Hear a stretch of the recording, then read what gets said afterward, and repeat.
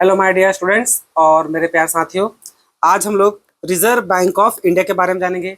Reserve bank of India यानी कि जो आरबीआई जो टॉपिक है ये कितना इंपॉर्टेंट है ये आपको बताने की जरूरत नहीं है, आपको अच्छी तरह से पता होगा। ये one of the extremely important topic है आपका, जो हम लोग का जो बैंकिंग जो चैप्टर है उससे आरबीआई से लेकर के जितना भी आपको कंटेंट मिल रहा है ना, जितना भी जहां से भी मिल रहा है सब पढ़ डालिए, कुछ मत छोड़िएगा। क्योंकि आरबीआई को लेकर वो कहाँ से क्वेश्चन पूछेगा कोई नहीं जानता है। अगर आप प्रीवियस क्वेश्चन अगर सॉल्व किए होंगे तो बिल्कुल इस बात का आपको आइडिया होगा कि आरबीआई से क्वेश्चन हर बार पूछता तो है, पर वो कहीं से भी पूछता है। इसे जितना कंटेंट मिले आरबीआई को लेकर सब पढ़ डालिएगा, कुछ मत छोड़िएगा। ठीक है, तो चलिए हम लोग आरबीआई को यहाँ पर अच्छा से एकदम डिटेल में जितना हो सके उतना कवर करने का कोशिश करेंगे बच्चों। ठीक, तो चलिए सबसे पहले इसका हिस्टोरिकल पॉइंट, कुछ हिस्ट्री से रिलेटेड चीज समझ लेते हैं आरबीआई को लेकर। इससे भी क्वेश्चन पूछा गया है। देखिए, आरबीआई को स्टैब्लिश करने के लिए जो कमेटी रिकमेंडेशन की थी उसका नाम क्या था? Hilton young commission. कब रिकमेंड की थी? 1926 को। ये आपको सीखने को मिला। एक 1937 में पहले आरबीआई का हेडक्वार्टर ना आपका कोलकाता में हुआ करता था, पर 1937 में वो शिफ्ट होकर कहाँ चला गया? हेडक्वार्टर मुंबई में चला गया। आज का प्रेजेंट डेट में उसका हेडक्वार्टर कहाँ है? मुंबई में ही है। ठीक, 1937 तक 1937 में उस समय बर्मा कहलाता था। आज का डेट में जो कंट्री जो म्यांमार है ना, उसका भी हम लोग का जो आरबीआई ना, उसका भी सेंट्रल बैंक हम लोग का ही आरबीआई करता था काम। ठीक है, सेंट्रल बैंक का जो वर्क होता है वो सारा काम हम लोग का आरबीआई करता था। किसके लिए? म्यांमार के लिए। उस समय उसको लोग बर्मा बोलते थे। ठीक है, 1947 में जो अपना आरबीआई था, बर्मा का सेंट्रल बैंक होना बंद कर दिया, यानी कि म्यांमार का सेंट्रल बैंक वाला काम काज वो बंद कर दिया। ठीक है, 1948 में हम लोग पाकिस्तान का भी सेंट्रल बैंक होना बंद कर दिए। ठीक है, हम लोग जो आरबीआई है 19 जो हम लोग आरबीआई पहले पाकिस्तान का भी सेंट्रल बैंक हुआ करता था। जब पाकिस्तान जब पार्टीशन से अलग हुआ ना, तो उसका भी सेंट्रल बैंक का काम हम लोग का आरबीआई कर रही थी। और जैसे ही आपका पाकिस्तान का अपना जब सेंट्रल बैंक आ गया, जब पाकिस्तान का जब अपना सेंट्रल बैंक जब स्टैब्लिश हो गया ना, यानी कि 1948 में, तो आरबीआई पाकिस्तान का भी सेंट्रल बैंक होना बंद कर दी। ठीक है, ये सब भी बहुत जरूरी है बच्चों। आगे देखिए, गवर्नर ऑफ आरबीआई। अब गवर्नर को लेकर देखिए, जो पहले गवर्नर थे आरबीआई का उनका नाम क्या है? Osborne Smith. सबसे पहला गवर्नर का नाम क्या है? Osborne Smith. बट ये इंडियन गवर्नर नहीं थे। तो जो फर्स्ट इंडियन गवर्नर है उनका नाम क्या था? सीडी देशमुख। ठीक है, highest tenure of governor, governor का जो पोजीशन है बैठे हुए सबसे अधिक समय तक अगर एक्सटेंड करने के बाद भी अगर कोई रहे, उनका नाम क्या है आपका? बेंगाल रामाराव। हालांकि आपको पता होगा गवर्नर का जो टेन्योर पीरियड होता है, गवर्नर का पोजीशन कोई आदमी 4 साल का बैठ सकता है, लेकिन वो एक्सटेंडेबल होता है, यानी उसको बढ़ाया जा सकता है। गवर्नमेंट चाहे उसको एक्सटेंड भी कर सकती है। समझ में आया? और सबसे कम समय तक गवर्नर कौन रहे? अमिताभ घोष। ठीक है बच्चों, और जैसा कोई बताएं, गवर्नर का टेन्योर कितना होता है? 4 साल का। जरूरत पड़ने पर उसको बढ़ाया जा सकता है। ठीक है, गवर्नमेंट ऑफ इंडिया को बढ़ाएगी ऑब्वियस है। डेप्यूटी गवर्नर का टेन्योर कितना है? 4 साल का। करंट गवर्नर कौन है आपका? शक्तिकांत दास नहीं, हट गए हैं अभी, शायद करंट गवर्नर संजय मल्होत्रा करके हैं, जैसे भी वो लिखते हैं मल्होत्रा, संजय मल्होत्रा करके है। ठीक है, संजय मल्होत्रा। देखिए इसको देखते रहिएगा बार बार, ये गवर्नर करंट गवर्नर का जो है ना, जिस समय भी आप एग्जाम दीजिएगा तो करंट गवर्नर का नाम चेक कर लीजिएगा, वो क्या चेंज होते रहता है। ठीक है, अब देखिए स्ट्रक्चर ऑफ आरबीआई, यानी कि आरबीआई का में आरबीआई जो है उसका बोर्ड में कितना लोग बैठता है, कितना क्या क्या है, उसके बारे में हम लोग देखेंगे। आरबीआई का जो सेंट्रल बोर्ड है, सेंट्रल बोर्ड कौन है? सेंट्रल बोर्ड जो है ना, हाईएस्ट पॉलिसी मेकिंग बॉडी है। आरबीआई में जो सबसे इंपॉर्टेंट बॉडी जो पूरा रूल रेगुलेशन पॉलिसी बनाने काम करती है, उसका नाम क्या है आपका? Central board. ठीक है, क्या नाम है उसका? Central board. अब सेंट्रल बोर्ड में टोटल 21 मेंबर है। कितना? Total 21 member. एक तो आपका ऑफिशियल मेंबर सब है और एक आपका नॉन ऑफिशियल मेंबर सब है। ऑफिशियल में केवल 5 मेंबर है, आपका नॉन ऑफिशियल में 16 मेंबर है। समझ में आया? अब ऑफिशियल में जो 5 मेंबर वो कैसे देखिए, उसमें एक गवर्नर है और 4 डेप्यूटी गवर्नर है। ये लोग क्या करता है? ये लोग रेगुलेशन बनाने काम करेगा, मॉनिटरी स्टेबिलिटी देखता है, फाइनेंशियल सिस्टम चेक करता है, सुपरविजन का काम करता है। ठीक है, यहाँ देखिए नॉन ऑफिशियल मेंबर जो कितना टोटल 16 है। ठीक है, उसमें 16 में से 10 member of various field expert और professional nominated by the government. 10 member ऐसा होता है, इस 16 में 10 ऐसा होता है जिसको गवर्नमेंट अपने अपॉइंट करती है, जो अलग अलग फील्ड से अपना अपना फील्ड में बहुत एक्सपर्ट होता है, ताकि ये लोग अपना ओपिनियन दे सके, ताकि सही पॉलिसी बनाया जा सके। ये हो गया बच्चों। 4 local board member nominated by the government. 4 local boards are located at, जो 4 अलग अलग जो बोर्ड है, एक आपका दिल्ली, मुंबई, कोलकाता, चेन्नई, यानी कि 4 मेट्रो सिटी से। ठीक है, और 2 क्या है? Government official represented from the finance ministry. और 2 मेंबर ऐसा है जिसको जो फाइनेंस मिनिस्ट्री की तरफ से आके अपना योगदान देने का काम करता है। ये जो 16 जो मेंबर आप देख रहे हैं ना, ये सब का सब अपना अपना फील्ड में या किसी न किसी कारण से एक्सपर्ट है, या रीजन के हिसाब से या अलग अलग जगह के हिसाब से। ये सारा का सारा कोई करता क्या है, अपना ओपिनियन देता है ताकि जो पॉलिसी है देश को लेकर के सब तरह का ओपिनियन को लेने के बाद बन सके। ठीक है, ऐसा नहीं कि अपने मर्जी से कोई कुछ भी बना दे रहा हो। तो ये रहा 16 इधर और इधर रहा 5, तो 16 और 5 टोटल 21 मेंबर हो गया। ठीक है, तो ये यही चीज लिखा हुआ है, सेम चीज बच्चों। ठीक, तो उसको बार बार देखने का जरूरत है नहीं। अब देखिए यहाँ से एक और इम्पोर्टेंट चीज, ये भी बहुत इंपॉर्टेंट टॉपिक है आरबीआई से लेकर के, कि आरबीआई का सब्सिडरी कंपनी सबका नाम क्या है। देखिए आरबीआई का जो सबसे पहला सब्सिडरी है उसका नाम क्या है, डीआईसीजीसी। डीआईसीजीसी इसका फुल फॉर्म क्या है, deposit insurance and credit guarantee corporation of India. इसका फुल फॉर्म है डीआईसीजीसी का। ये करती क्या है, it currently insure bank deposit up 5 lakh per depositor per bank for both principal and interest. This limit was increase from 1 lakh in 2020। मतलब ये क्या है, इंश्योरेंस देने का काम करती है, समझ लीजिए एक प्रकार से। जो एक होता है ना, ये जो है ना आपको देखिए, it cover all commercial bank, local area bank और रीजनल रूरल बैंक। ये एक प्रकार का इंश्योरेंस देने का काम करता है। इसका फुल फॉर्म लिखा हुआ है deposit insurance and credit guarantee corporation of India. ठीक है, तो ये क्या है, इंश्योर करती है डिपॉजिट सबको। ठीक है, it currently insure bank deposit up to 5 lakh per depositor per bank. यानी कि बोलने का मतलब क्या है कि ये बोल क्या रहा समझिए, अगर आप बैंक में पैसा जमा करते हैं, ठीक है, आप बैंक में मान लीजिए 10 लाख रुपया डिपॉजिट कर दिए, ठीक, और कोई बैंक इंसॉल्वेंट हो गया, वो दिवालिया घोषित हो, बैंक करप्ट हो गया। ठीक है, अब बैंक करप्ट वो हो गया भाई, दिवालिया घोषित, इंसॉल्वेंट हो गया है वो, तो उस केस में आरबीआई इंश्योर करती है कि मिनिमम आपको 5 लाख रुपए मिल जाएगा, मिनिमम। ठीक है, अब मिनिमम वो मिलेगा, अगर आपका केवल 5 लाख है तो पूरा का पूरा 5 लाख मिल जाएगा। ठीक है, और 3 लाख है तो आपको ऐसा नहीं 5 लाख मिलेगा, 3 लाख है तो आपको 3 लाख ही मिलेगा, कम है तो उतना ही मिलेगा, वो मिनिमम आपको 3 लाख मिलेगा। ठीक है, 5 लाख मिल सकता है। अगर मान लीजिए आप 10 लाख रुपए जमा कर रखे तो 10 लाख में आपको 5 लाख नहीं मिलेगा और 5 लाख मिलेगा। अगर आप 15 लाख रुपए अकाउंट में जमा किया था, आपको कितना मिलेगा, केवल 5 लाख ही मिलेगा। ये जो मैक्सिमम अमाउंट है मिलने का, ठीक है, जो आपको मिनिमम इतना मिलेगा, वर्ड मिनिमम गलत बोल रहा है, मैक्सिमम बोलना सही रहेगा, कि जो मैक्सिमम अमाउंट है मिलने का वो कितना है, आपको 5 लाख है। अगर 5 लाख आपको मैक्सिमम मिलेगा। ठीक है, मैक्सिमम बोलना सही रहेगा, हम मिनिमम साथ गलत टर्मिनोलॉजी का इस्तेमाल कर दे रहे थे। तो ये समझ में आई कि डीआईजीसी करती क्या है, ये आपको एक प्रकार से इंश्योरेंस देती है। ठीक है, पहले ये कम हुआ करता था, अभी रेट में कितना है, 5 लाख। अगर कोई बैंक डिफॉल्ट कर जाता है तो आपको मिनिमम 5 लाख, मतलब मैक्सिमम आपको 5 लाख मिलेगा। समझ में आया। ये स्टैब्लिश कब हुआ था, 1978 में। इसका मेन एम क्या जो आपको बता दिए। ठीक है, मेन यही है, insurance of deposit and guarantee of credit. Headquarter इसका कहाँ है, मुंबई। एक एक चीज इंपॉर्टेंट है बच्चों, याद रखिएगा, एक एक चीज, हर एक चीज इसमें इंपॉर्टेंट है। हम कुछ भी नहीं बोल सकते कि ये इंपॉर्टेंट है, वो का ज्यादा इंपॉर्टेंट है, कम इंपॉर्टेंट, सब चीज इंपॉर्टेंट है। ठीक, अगर आप क्वेश्चन सॉल्व किए होंगे ना ऑनेस्टली के साथ, तो जाके चेक कर लीजिएगा, जो हम बता रहे हैं आपको समझ में आएगा। भाई आरबीआई से कुछ भी पूछता है। फिर ये क्या है, BRBNMPL। अब इसका फुल फॉर्म क्या है, भारतीय रिजर्व बैंक नोट मुद्रा प्राइवेट लिमिटेड। अब ये करती क्या है, देखिए ये करती क्या है, ये सिंपली ना एम है क्या, प्रिंट और सप्लाई करती है आरबीआई का नोट्स को। यहाँ पर देखिए डिटेल लिखा है, it specifically operate two major currency printing press in India. One is Mysuru जो कर्नाटक में है, एंड अदर इज सालबोनी जो आपका वेस्ट बंगाल में है। नोट में ध्यान रखिएगा, the other two press in Nashik and Dewas are own directly by the government of India, not by RBI. जो मेन जो प्रिंटिंग प्रेस है ना, 2 जगह से उसको मेनली ऑपरेट करने का काम करती है आपका कौन, आपका भारतीय रिजर्व बैंक नोट मुद्रा प्राइवेट लिमिटेड। ये नोट जो है ना वो करेंसी वाला नोट है। ठीक है, तो it's basically operate two major currency printing press, 2 major currency जो प्रिंटिंग प्रेस है ना, सब वो बताए थे। जो प्रिंटिंग प्रेस है इंडिया में 2 मेन, उसको वो देखभाल करती है। एक कहाँ है आपका मैसूर में, या मैसूरू पे लिखा हुआ है यहाँ पर, जो कर्नाटक में आपका। दूसरा कहाँ आपका सालबोनी में, जो कहाँ आपका वेस्ट बंगाल में है। 2 जो और आप देखें अदर 2 प्रेस इन नासिक और देवास, ये आपका गवर्नमेंट ऑफ इंडिया ओन करती है, आपका आरबीआई उसको ओन नहीं करता है। इसको ज़रा ध्यान में रखिएगा। ये स्टैब्लिश कब हुआ था, 1995 में। जैसे आपको ये तो बता दिए कि भाई ये प्रिंट और आरबीआई का नोट को देखभाल करने का काम करते हैं, सप्लाई करने का। हेडक्वार्टर कहाँ है इसका, बैंगलोर में। ठीक है, इसको हम लोग बेंगलुरु भी बोलते हैं।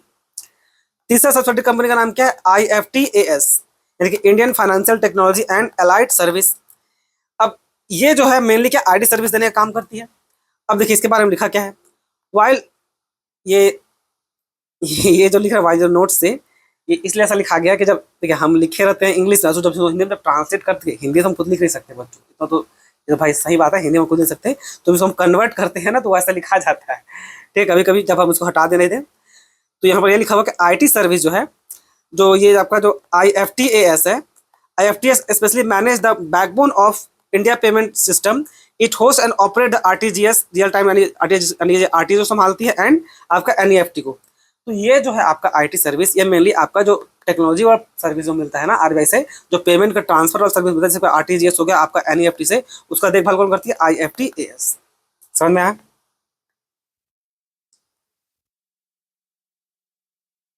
तो ये था, अरे एक सेकंड ना, ठीक। तो उसका स्पेसिफिक रोल क्या है कि IFTAS specially manage the backbone of Indian payment system. Payment system में जो मेन दो ऑपरेटिंग सिस्टम है, जैसे पेमेंट सिस्टम है पेमेंट करने का, एक RTGS real time gross settlement, and NEFT national electronic fund transfer, इसको वो मेनली मैनेज करने का काम करती है ये IFTAS। ये स्टैब्लिश कब हुआ था? 2015 में। इसका हेडक्वार्टर कहाँ है? आपका मुंबई में। और जो IT सर्विस बोलने का मतलब यही, यानी कि ये पेमेंट सर्विस को देखने का काम कर रही है, पेमेंट सर्विस को देखने का काम कर रही है। दो बड़ा बड़ा आपका RTGS और दूसरा क्या आपका NEFT। ठीक है, तो ये था। फिर चौथा क्या देखिए, reserve bank information technology private limited. अब ये क्या करती है? देखिए, ये भी एक प्रकार का आपको आईटी सर्विस देती है, पर किस तरह का, यहाँ देखिए डिटेल में यहाँ पर स्पेसिफिक रोल में लिखा हुआ है। To distinguish its from IFTS, यानी कि इससे वो अलग कैसे, उसको समझिए। इससे IFTAS से, to distinguish its from ITAS, REBIT focus primary on cyber security and internal IT audit. इसमें मेनली किसमें फोकस करती है? आपका ये आपका साइबर सिक्योरिटी में। ठीक है, साइबर सिक्योरिटी मतलब कोई फ्रॉड ना कर ले। ठीक है, साइबर सिक्योरिटी, नेट से कोई आपको फ्रॉड उठा ना ले, एंड इंटरनल IT ऑडिट, और जो इंटरनल जो IT ऑडिट होता है उसको देखभाल करने का काम करती है। It is responsible for protecting RBI systems against cyber threats and ensure ensuring the IT resilience of the broader Indian banking sector. Simple सा ये क्या करती है बच्चों, इसका जो रोल है आपका REBIT का, ये मेनली आपका साइबर क्राइम रोकने का काम करती है। साइबर क्राइम से मेनली प्रोटेक्शन देती है। ठीक है, RBI का सिस्टम को हैक होने से बचाती है, जैसा लिखा हुआ है, साइबर सिक्योरिटी को बचाती है, और दूसरा इंटरनल ऑडिट को भी यही देखा काम करती है। ठीक है, ये यहाँ पर लिखा हुआ है, ये RBI का सिस्टम को प्रोटेक्ट करने का काम करती है। समझ में आया? और ये जो था हम लोग का IFTAS, ये मेनली हम लोग का पेमेंट सर्विस जो था, जैसे आपका RTGS NEFT, उसको देखने का काम करते हैं। और इसमें जो IT सर्विस जो देख रहे हैं, वो सर्विस आपका क्या भाई? साइबर सिक्योरिटी का, एक साइबर सिक्योरिटी और आपका इंटरनल ऑडिट को ये देखभाल करने का काम करती है। ठीक है, ये स्टैब्लिश कब हुआ था? 2016 में। इसका हेडक्वार्टर कहाँ है? मुंबई में। ठीक, अब एक और देखिए, RBIH यानी reserve bank of innovation hub. अब ये क्या करती है? अब देखिए, ये जो है आपका, it was establish as a section 8 of non profit companies. Section 8 non profit company मतलब, अब सुनो, मतलब ऐसा कंपनी जो प्रॉफिट के लिए काम नहीं करती, जिसको हम लोग क्या बोलते हैं कभी कभी शॉर्ट में NGO बोलते हैं ना। NGO हो गया आपका, NPO हो गया, नॉन प्रॉफिट ऑर्गेनाइजेशन। ये सब संस्था क्या है? ये सब प्रॉफिट के लिए काम नहीं करती है, ये लोग वेलफेयर के लिए काम करती है। ये लोग वेलफेयर के लिए काम करती है। ये आपका NPO, नॉन प्रॉफिट ऑर्गेनाइजेशन, आपका वेलफेयर के लिए काम करती है। इसको ये कंपनी एक्ट में सेक्शन 8 में है। ये सेक्शन 8, ये सेक्शन 8 आपको इसलिए दिख रहा है बच्चों, क्योंकि ये जो कंपनीज है ना, देखिए ये सब डिफाइन कहाँ है? आपका कंपनी एक्ट 2013 में, कंपनी एक्ट 2013 में डिफाइन है, तो सेक्शन 8 में ये डिफाइन है। ठीक, अंडर द कंपनी एक्ट लिखा हुआ है यहाँ पर 2013, with initial capital contribution of 100 crore. ये 100 करोड़ के साथ इसका ये बिजनेस स्टार्ट किया गया था, मतलब ये RBI को। It main goals to drive financial inclusion for the low income population through technological innovation। यानी कि जो छोटा छोटा जगह है, ठीक है, यहाँ पर जो जहाँ का पॉपुलेशन का इनकम सब कम है, वहाँ पर टेक्नोलॉजिकल इनोवेशन के लिए ये क्या करती है? आपका समझ लीजिए फंडिंग प्रोवाइड करती है एक प्रकार से। ठीक है, ये फाइनेंशियल इंक्लूजन का काम करती है। ठीक, अब ये स्टैब्लिश कब हुआ था? आपका स्टैब्लिश आपका रिसेंट में हुआ है, मार्च 2022 में। To promote financial technology, finance and technological innovation. इसके लिए मेनली फाइनेंस करती है टेक्नोलॉजिकल इनोवेशन के लिए। इसका हेडक्वार्टर कहाँ है? इसका हेडक्वार्टर बैंगलोर में है। तो ये था बच्चों, इसमें जितना कुछ बोले, देखिए उसका नाम, फुल फॉर्म, उसका मेन पर्पस क्या है, मेरे डिटेल में आपको बताते हैं। बस इसमें सिंपली क्या देखिएगा कि भाई एक NPO है जो क्या करती है, ये मेनली आपका एक फाइनेंशियल टेक्नोलॉजिकल फाइनेंस पे प्रोवाइड करती है। ये एस्टैब्लिश कब हुआ था और उसका हेडक्वार्टर कहाँ है, ठीक है। ये एक्सप्लेनेशन तो हम बाद में ऐड किए थे, ये हम पहले इतना ही लिखे थे, फिर सोचो थोड़ा एक्सप्लेनेशन ऐड कर देते हैं, समझ में आया। अब देखिए, अब हम लोग बहुत सारी चीज आरबीआई के बारे में देखें। अब आरबीआई का जो फंक्शन सब है उसको देखने का हम लोग काम करेंगे। आरबीआई का बहुत सारा फंक्शन है, ठीक। देखिए, वैसे अगर देखा जाए तो आरबीआई का जितना भी फंक्शन है उसको हम लोग पहले 3 कैटेगरी में बांट सकते हैं। 3 कैटेगरी में, 3 कैटेगरी क्या है? एक है आपका ट्रेडिशनल और सेंट्रल बैंकिंग फंक्शन, दूसरा क्या है सुपरवाइजरी या रेगुलेटरी फंक्शन, तीसरा क्या है डेवलपमेंट या बोलिए प्रमोशनल फंक्शन। इस 3 कैटेगरी में बाकी सारा फंक्शन आ सकता है, ठीक है। ट्रेडिशनल और बैंकिंग में जैसे आपका क्या आता है, जैसे कि सब आपका कोर्स ऑफ क्या आपका प्रिंटिंग मनी, कंट्रोलिंग क्रेडिट, आपका acting as bank to the government, ये सब सारा फंक्शन इसी में आता है। सुपरवाइजरी और रेगुलेटरी में क्या आता है? ये आपका मेनली क्या था, लाइसेंस देने काम, ऑडिटिंग का, रेगुलेटिंग का, commercial bank to protect depositor, ये सब इसमें आता है। और डेवलपमेंट और प्रमोशनल फंक्शन में क्या आता है? जैसे the growth jobs, setting up institution like NABARD, promoting rural banking and upgrading digital payment. तो ये सारा चीज ये 3 के अंदर में आ सकता है, ठीक है। अगर उसको सिंपली बांटा जाए तो 3 फंक्शन में आ सकता है, ठीक। ट्रेडिशनल या सेंट्रल बैंकिंग, सुपरवाइजरी या इसको रेगुलेटरी बोलिए, या डेवलपमेंट और इधर प्रमोशनल फंक्शन। अब चलिए एक एक करके सारा फंक्शन हम लोग एकदम डिटेल में देखेंगे, ठीक है।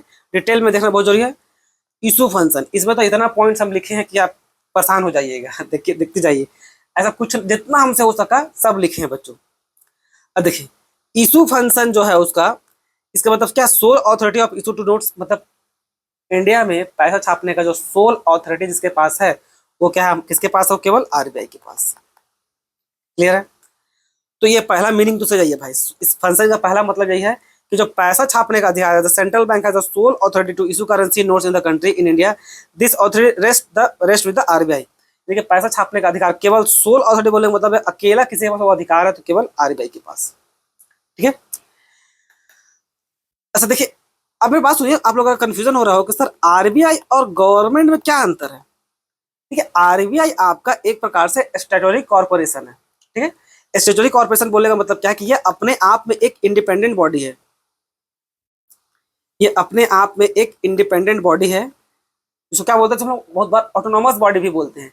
ये बोलने का मतलब है कि इसके पास अपना फ्रीडम है, इसके पास अपना फ्रीडम है, इसको कंट्री का वेलफेयर में जो लगेगा वो वही डिसीजन लेगा, ठीक है। उसको कंट्री का वेलफेयर में उसको जो सही लगेगा वो वही डिसीजन लेगा, गवर्नमेंट उसमें इंटरफेयर नहीं करेगी।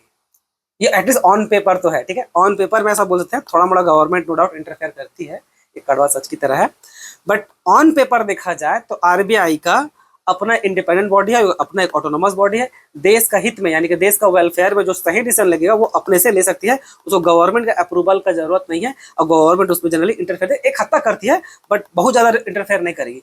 बहुत ज्यादा इंटरफेयर करने की कोशिश करेगी तो अगर आरबीआई का बहुत सारे लोग रिजाइन मार दिया एक साथ ना, तो गवर्नमेंट में क्वेश्चन उठ जाएगा कि भाई सारा आरबीआई का गवर्नर या डिप्टी गवर्नर वैलिड रीजन के साथ है, ठीक है। रेसिग्नेशन देना कोई दिक्कत नहीं है, अगर आरबीआई गवर्नर किसी कारण से अगर अपना नौकरी छोड़ रहा तो ठीक है, बट अगर वैलिड कारण नहीं रहा ना तो फिर गवर्नमेंट में सीधा उंगली उठती है, गवर्नमेंट प्रेशर बना रहा है, समझ में आया? तो वो क्लियर हो गया। अब देखिए, अब इसमें जो आपको इफ बट नॉट सब समझना सो समझिए। RBI issue all currency note except क्या? 1 रुपया का नोट और ऑल कॉइन्स। 1 रुपया का नोट और जितना भी कॉइन्स है उसको आरबीआई नहीं छापती है, ठीक है। Which are issued by the government of finance ministry but circulated by RBI.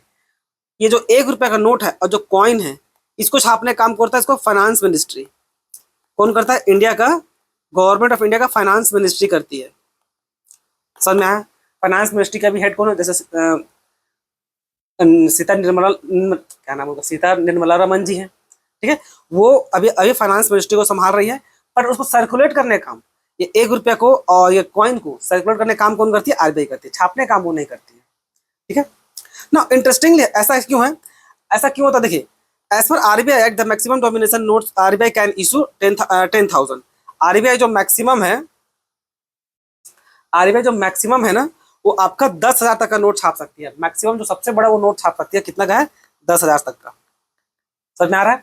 सबसे बड़ा नोट मतलब अभी मार्केट में सबसे हाईएस्ट नोट कितना का है? 500 का है, ठीक है। पहले 2000 हुआ था उसको गवर्नमेंट बंद कर दी, अभी मैक्सिमम 500 का है। तो इसी हिसाब से देखा जाता है गवर्नमेंट का बहुत सारे नोट्स है, 1 रुपये का, 5 रुपये का, 10 का, 20 का, 50 का, 100 का, 500 का, 200 का भी है। तो हाईएस्ट कितना डिनोमिनेशन का वो छाप सकती है? तो हाईएस्ट डिनोमिनेशन का जो छाप सकती है वो कितना का है? 10,000 का है। अच्छा, ये जो यहाँ पर एक पॉइंट था जो छूट गया सा है, या कहीं नीचे लिखे हैं क्या? ये थोड़ा छूट गया है। देखिए, ये है क्या है ना बच्चों, ये जो सिक्का सब है ना, ये यहाँ पे जो आपको बोले थे ना कि, एक सेकंड ना, ये फिर से ऐसे हो गया। हम्म अरे रहने दीजिए। ये जो आरबीआई जो 1 रुपए का नोट और जो कॉइन है ना, ये क्या है ना, ये सब ना आपका 1 रुपए का, जो देखो आपको मन में लग रहा हो ना कि सर चलिए कॉइन तो समझ में आता है, पर 1 रुपए का नोट क्यों गवर्नमेंट मिनिस्ट्री, फाइनेंस मिनिस्ट्री छाप रही है? देखिए, इससे पहले ना ये आता था कॉइनेज एक्ट में, एक ऐसा ही करके एक एक्ट है, सिक्का को लेकर के कोई एक्ट है, उसमें 1 रुपए का नोट को सिक्का ही माना गया था। समझ में? ये वो कारण है कि 1 रुपए का नोट को हम लोग 1 रुपए का नोट और बाकी सब कॉइन को अभी फाइनेंस मिनिस्ट्री देखती है। पहले ना क्वाइनेज एक्ट के तहत 1 रुपए को नोट बोला जाता था। 1 रुपए का जो नोट था उसको समझिए वो आपको सिक्का में कंसिडर होता था।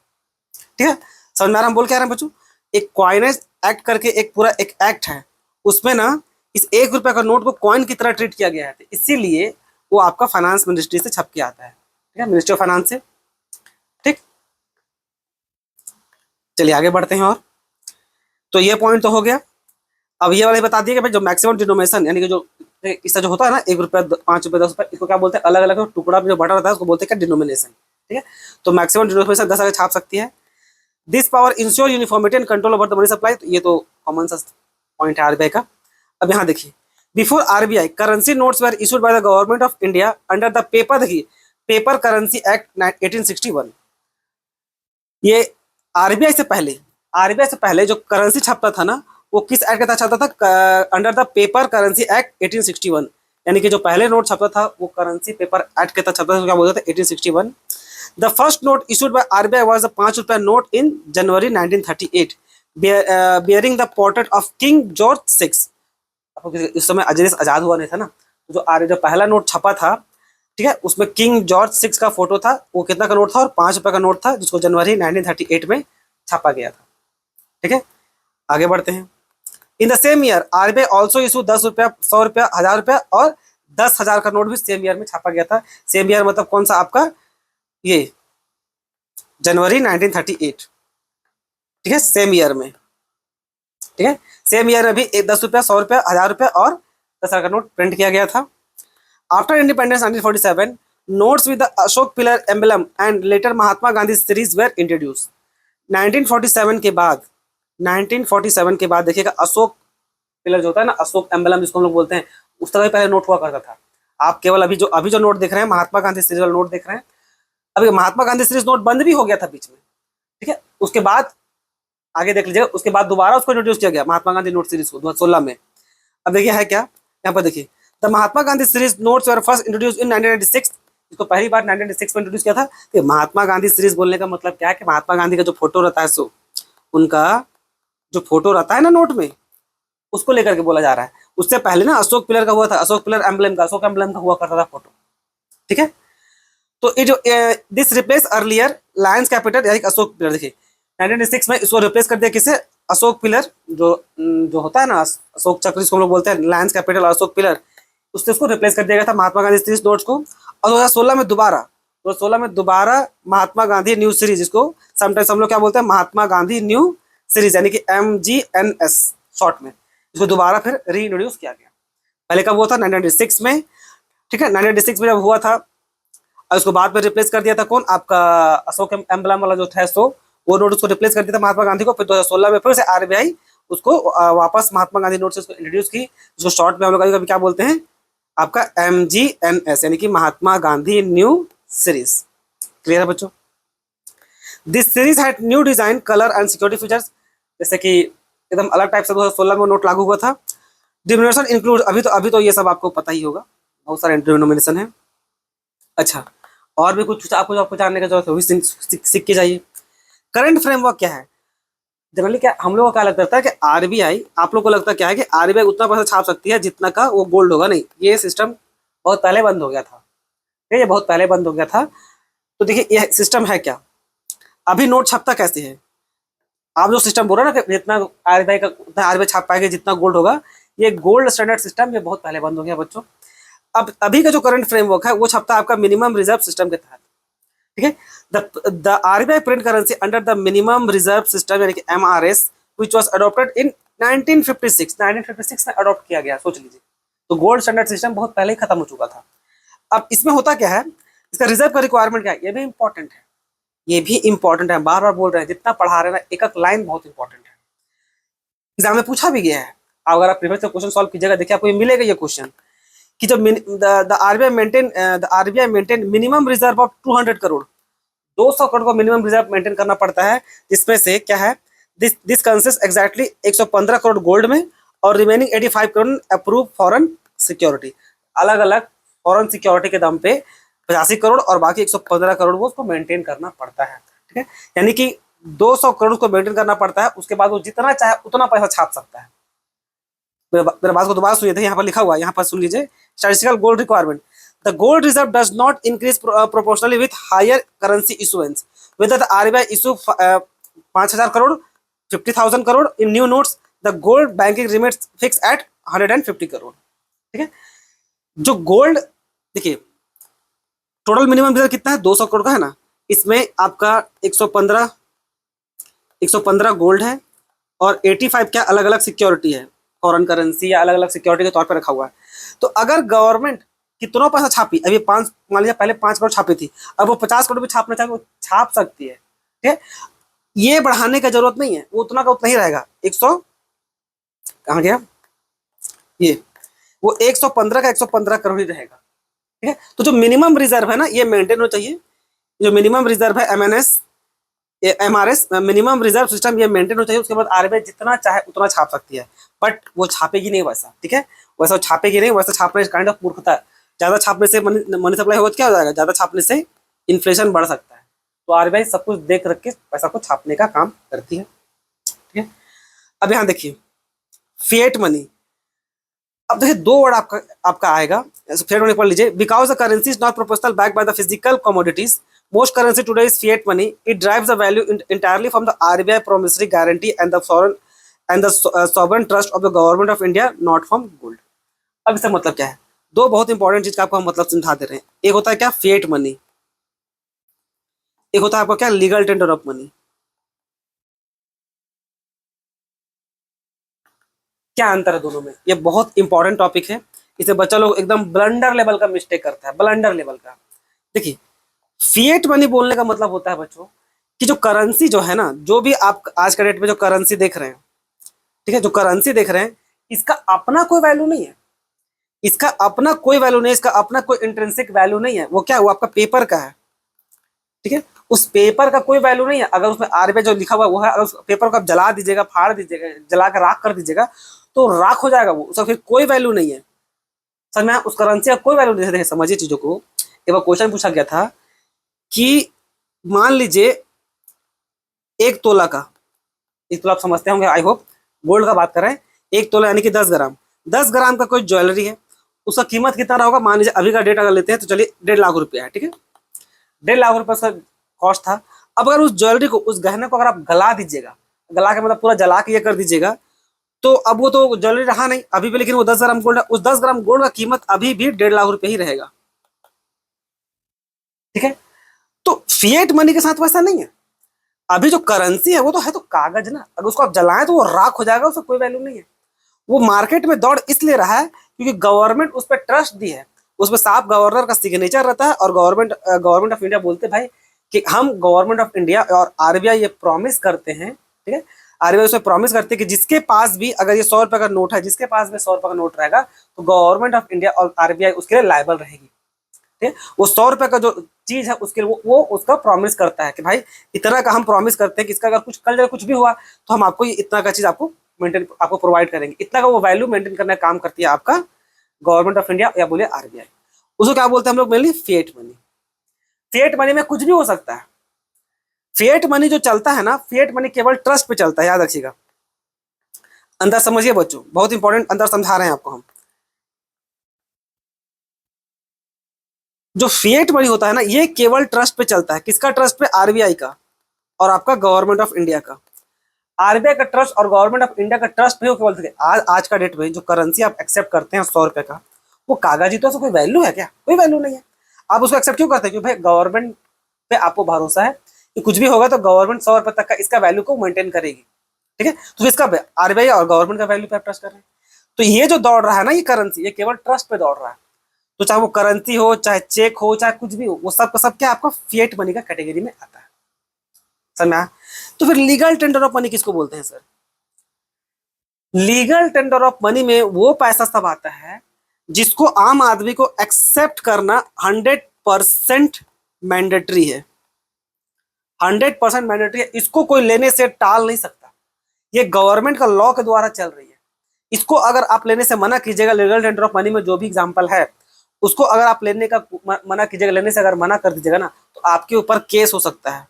अगर आप एक इंडियन सिटीजन हैं और इंडियन सामान बेच रहे हैं तो आपके ऊपर केस हो जाएगा, ठीक है। आरबीआई के ऊपर केस करेगी, आपको उठा करके जेल में फेंक देगी वो, क्योंकि वो लीगल टेंडर ऑफ मनी में आता है। अब दोनों में मेन डिफरेंस यही है, ठीक है। जैसे कि देखिए, अब उदाहरण सुनिए, एग्जाम्पल सुनिए ताकि आपको और समझ में आए। सुनिए एग्जाम्पल सुनिए। एक है क्या आपका फिएट मनी, एक है हम लोग का legal tender of money. Example इसे चेक का, ठीक है। चेक क्या है आपका? फिएट मनी है। फिएट मनी में आपका आपका नोट, आपका करेंसी, आपका कॉइन, आपका चेक, ये सब आता है जो गवर्नमेंट का ट्रस्ट पे दौड़ रही है, ठीक है। आपका बिल ऑफ एक्सचेंज जो भी है, ये सारा चीज आपका जो गवर्नमेंट ऑफ इंडिया का ट्रस्ट पे दौड़ रही है वो सब आपका फिएट मनी में आता है। तो बेस्ट एग्जांपल है किसका? चेक का। चेक, आप मान लीजिए एक दुकान गए, चाय पीने चले गए, हम लोग टी बहुत पीते हैं इंडिया वाला सब, चाय पीने गए 10 रुपए का, ये चलिए। अब उसमें चेक दीजिएगा, आपको लगेगा सर ये तो बहुत मूर्खता वाली बात है, 10 रुपए चेक कौन देता है, चलिए हटाइए। आप एक काम किए, आप चले गए एक ज्वेलरी शॉप, आप एक ज्वेलरी शॉप चले गए और वहां पर आप 1 लाख का सामान खरीदे, ठीक है। और वो अब उसको आप चेक काट के आप देने गए, तो दुकानदार आपको वहां बोल सकता है कि हम चेक नहीं लेंगे, ठीक है, हमको चेक नहीं लेंगे, आप हमको कैश पे पैसा दीजिए या ऑनलाइन पैसा पेमेंट कर दीजिए, लेकिन हम चेक नहीं लेंगे, ठीक है, या ऑनलाइन कुछ भी, मतलब वो चेक लेने का आपको तैयार नहीं है। क्या ऐसा करने पर उसको जेल में डाल सकते हैं? नहीं, नहीं डाल सकते, ठीक है। फिएट मनी केवल ट्रस्ट पे दौड़ती है, चेक लेना ना लेना उस दुकानदार का मर्जी है, ठीक है। वो ट्रस्ट पे दौड़ती है, पर वो चाहेगा तो ले सकता है, चाहे तो नहीं ले सकता है। अब वो मना कर दिया तो आप उसके ऊपर कोई केस नहीं कर सकते कि चेक नहीं लिया। केस कब करेंगे?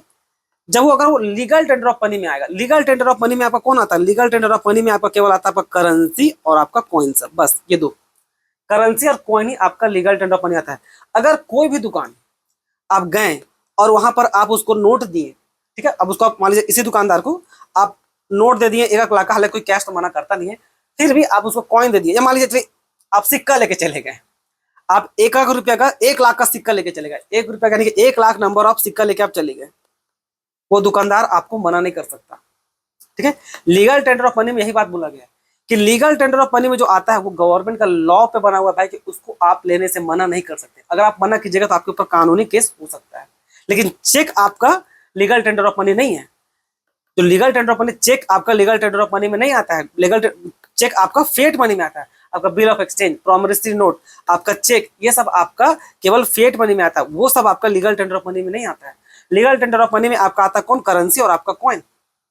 करेंसी और कॉइन आपसे अगर कोई लेने से मना करता है उस पर आप बेधड़क केस कर सकते हैं। लेकिन यहाँ पर फिएट मनी अलग होता है। फिएट मनी केवल ट्रस्ट पे दौड़ रहा है, तो मैं तो ये मेन डिफरेंस है बच्चों।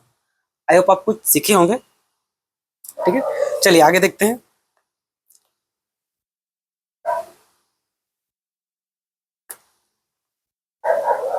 देखिए ये वाला पार्ट हम इसलिए डाले हैं इसमें क्योंकि बहुत बार बच्चा लोग को रहता है कि भाई बचपन से हम लोग पढ़े होते हैं कि भाई हम भी बचपन में पढ़े थे कि जो करेंसी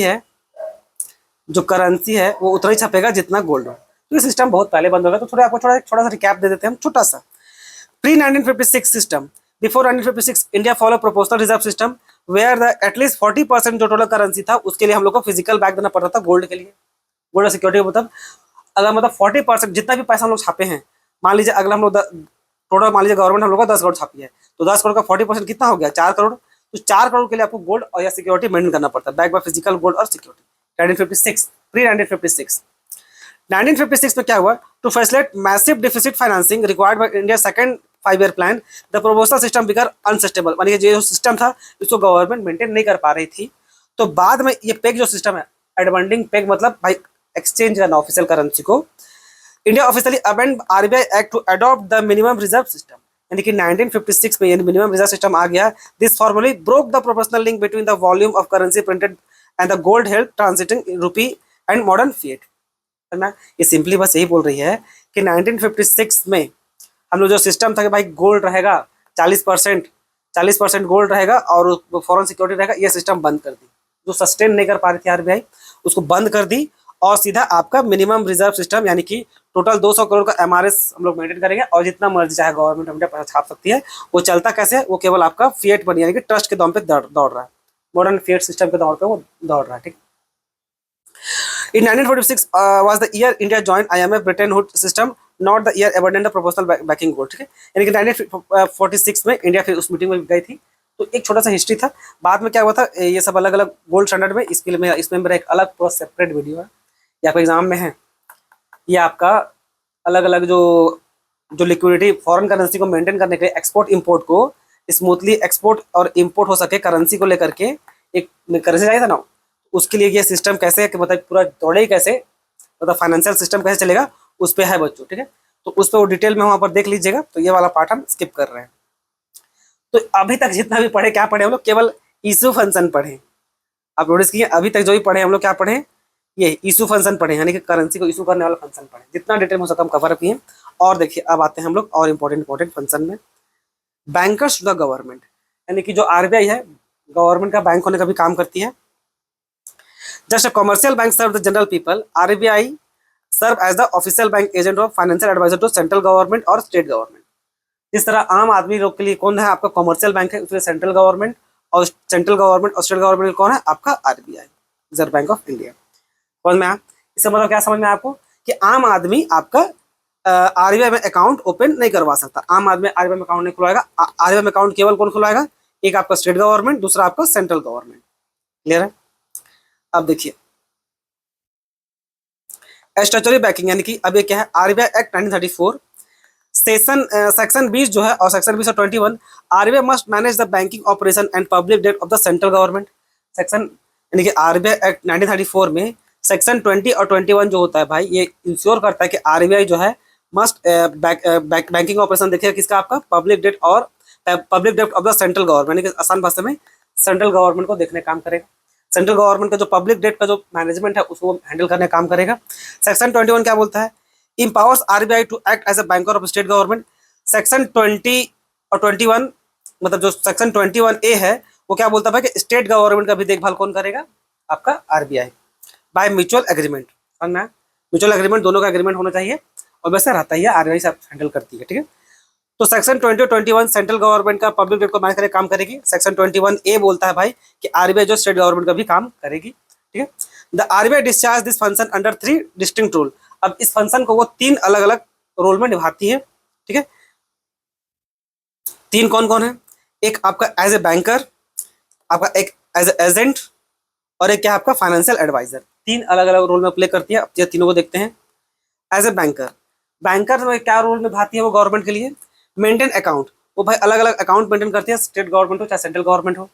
ट्रांजैक्शन, जितना भी रिसीव करती है गवर्नमेंट का रेवेन्यू को, टैक्स कलेक्शन और make payments on the behalf of government, और गवर्नमेंट के बिहाफ पे पेमेंट करने का भी काम आरबीआई करती है। पैसा लेती भी है और पेमेंट करने का भी काम करती है। E Kuber platform, all government receipts and payments are manage through the RBI core banking solution known as e Kuber, यानी कि जितना भी गवर्नमेंट का रिसीट्स और पेमेंट का काम है आपका जो ई कुबेर प्लेटफॉर्म है वो देखने का काम करता है। तो इस वर्ड को याद रखिएगा, e Kuber platform. Ways and means of advances, यानी कि WAA full form, WMA ways and means of advance, यानी कि provide short term loans usually up to 90 days to the government to bridge temporary mismatch between the cash receipt and the expenditure. बहुत बार जब expenditure ज़्यादा हो जाए, ठीक है, तो उसके लिए 90 दिन के लिए आरबीआई गवर्नमेंट को भी फाइनेंस करने का काम करती है। क्लियर है? एजेंट की तरह कैसे काम करती है, पब्लिक डेट मैनेजर, जो पब्लिक जो गवर्नमेंट जो पैसा पब्लिक से उठाई रहती है, ठीक है, ट्रेजरी बिल इशू करके उसको वो मैनेज करके काम करती है। Manage the government borrowing program, it issue and service government securities and G sec treasury bill to raise funds on the market. तो बताएं कि गवर्नमेंट जो पब्लिक जो पैसा उठा रहती है गवर्नमेंट, उसको उठाने और पेमेंट वेमेंट करने काम कौन करता है, उसको मेनली आरबीआई करती है। देखिए पैसा उठाती है, भले गवर्नमेंट को पैसा जाता है, लेकिन उसको मैनेज करने का काम कौन करता है, एज ए एजेंट की तरह गवर्नमेंट के बिहाफ पे करता कौन है, आपका आरबीआई। ठीक है, ऐसा नहीं है गवर्नमेंट ऑफ इंडिया जाकर ट्रेजरी बिल बेचता है, नहीं, आरबीआई बेचती है। आरबीआई ट्रेजरी बिल बेचती है, आरबीआई ट्रेजरी बिल खरीदती है। ठीक है, किसके बिहाफ पे, गवर्नमेंट ऑफ इंडिया के बिहाफ पे, GOI यानी गवर्नमेंट ऑफ इंडिया के बिहाफ पे। इंटरनेशनल रिप्रेजेंटेशन, और वैसे गवर्नमेंट के बिहाफ पे इंटरनेशनल रिप्रेजेंटेशन कौन करेगा? आपका RBI. RBI act as official agent of the government of India in international forum like IMF and the World Bank. जब इस तरह का जब आईएमएफ होगा, वर्ल्ड मीटिंग, तो फाइनेंस का चीज है, तो फाइनेंस का चीज का रिप्रेजेंटेशन तो ऑब्वियस आरबीआई करेगी ना।